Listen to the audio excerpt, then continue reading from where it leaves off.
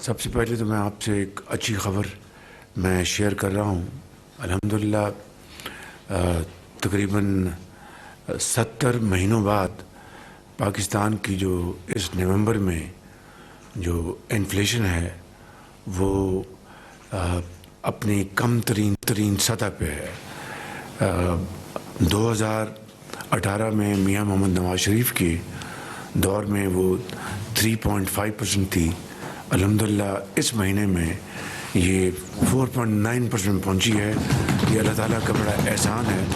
It is beyond imagination. تو اللہ تعالیٰ کا جتنا بھی شکر ادا کیا جائے کم ہے، کیونکہ انفلیشن واحد وہ ٹول ہے جو کہ غریب آدمی کی غربت میں مزید اضافہ کرتا ہے یا آسودگی لے کے آتا ہے۔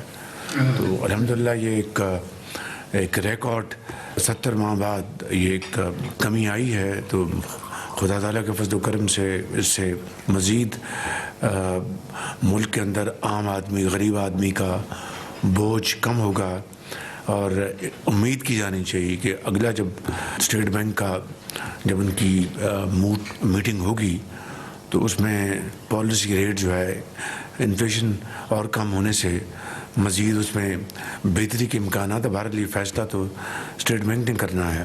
تو یہ میں چاہتا تھا کہ پچھلے دنوں جو دھرنوں نے جو ملک میں ایک ہیجانی کیفیت پیدا کر دی تھی، اور ملک کے اندر اور خاص طور پر اسلام آباد میں ایک ہر طرف افراتفری کا سامان تھا، توڑ پھوڑ کر رہے تھے، اور پولیس والا شہید ہوا، رینجرز کے وہ شہید ہوئے، درجنوں زخمی ہوئے، اور ملک کی جو انہوں نے بےعزتی انہوں نے کروائی اپنے ان انتہائی غلط اور غیر قانونی ہتھ کنڈوں سے۔ ایک دن کے اندر اسٹاک ایکسچینج 3,500 پوائنٹس نیچے آ کے گرا، لیکن جو ہی اس رات ڈی چوک سے اور پیچھے جب ہٹے تو اگلے دن اسٹاک ایکسچینج نے دوبارہ باؤنس بیک کیا، اور نہ صرف پچھلے دن کے جو لاسز تھے ان کو میٹیگیٹ کیا، بلکہ جو گینز آئے۔ تو میں سمجھتا ہوں کہ یہ ایک بیرومیٹر ہے کہ اگر سینٹیمنٹ پازیٹیو ہو تو معاملات بڑی تیزی سے آگے بڑھتے ہیں۔ تو سینٹیمنٹ الحمدللہ پازیٹیو ہے، آپ کا انفلیشن مزید کم ہوئی ہے، اور اب میں سمجھتا ہوں کہ ہمیں اب گروتھ کی طرف بڑھنا ہے، اور ہمیں بالکل فوکسڈ اپروچ سے گروتھ کی طرف بڑھنا ہے۔ کس طرح ہم اپنے جو معاشی استحکام کے ساتھ اپنی جی ڈی پی میں اس میں ترقی لے کے آئیں، ملک کی economy, exports, remittances, production, local industry, employment, special economic zone, یہ سارے وہ بڑے امپورٹنٹ یہ اہداف ہیں جس کے اوپر ہمیں بڑی ارکریزی سے اور اب محنت سے کام کرنا چاہیے۔ میں سمجھتا ہوں کہ یہ ایک ٹیم ورک ہے۔ الحمدللہ اگر یہ مزید کمی آئی ہے تو اللہ تعالیٰ کا خاص اس کی کمال مہربانی اور ٹیم ورک کا نتیجہ ہے، جو میں ہمیشہ کہتا ہوں۔ تو اس کی ثمرات انشاءاللہ آئندہ آنے والے دنوں اور مہینوں میں بڑے مثبت ہوں گے۔ دوسری طرف یقیناً جو پچھلے سال کے مقابلے میں تو ہماری کلیکشن زیادہ ہے، اس میں اب کوئی شک کی گنجائش نہیں رہنی چاہیے کہ شارٹ ٹرم میں انفورسمنٹ ہی وہ واحد ٹول ہے جس سے کہ ہم اپنی ریونیو کلیکشن کر سکتے ہیں امپروو۔ میں آپ کو مثال دے رہا ہوں کہ ابھی چینی کی ہم نے اس جو سال ختم ہوا ہے تقریباً 7,90,000 ہم نے الاؤ کی ہے، اور وہ بھی بڑے احتیاط کے ساتھ، بڑے غور کے ساتھ کہ اس کی قیمت نہ بڑھ جائے۔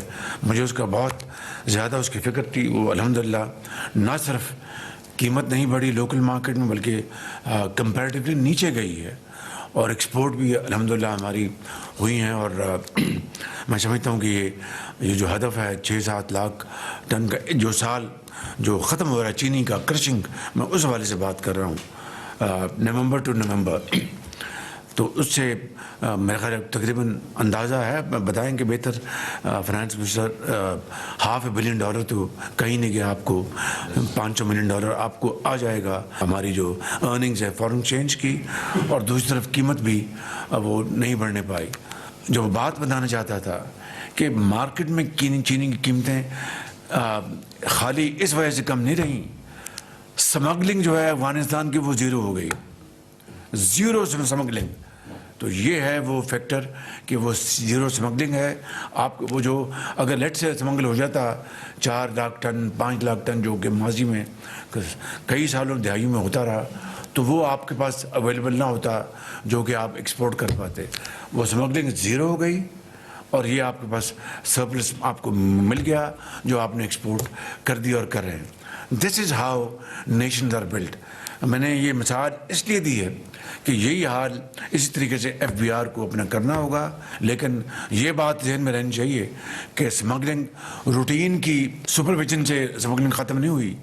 یہ میں آپ کو بتا رہا ہوں، ورنہ رینجرز بھی ہیں وہاں پر، آئی بی بھی ہے وہاں پر، ساری فورسز ہیں۔ یہ سمگلنگ ختم ہوئی ہے آرمی کی مکمل گرفت سے، اس کی وجہ سے یہ سمگلنگ زیرو ہو گئی اور یہ پاکستان کو فائدہ پہنچا۔ تو میں آپ کی خدمت میں یہ عرض کرنا چاہتا ہوں کہ یہ افغانستان جو سمگلنگ والا فارمولہ ہے وہ آپ کے اوپر اپلائی نہیں ہونا چاہیے۔ آپ کو اللہ نے موقع دیا ہے، آپ کی کمٹمنٹ ہے، آپ کی قابلیت ہے، بہترین لوگ میدان میں اتاریں اور یہ انفورسمنٹ کریں۔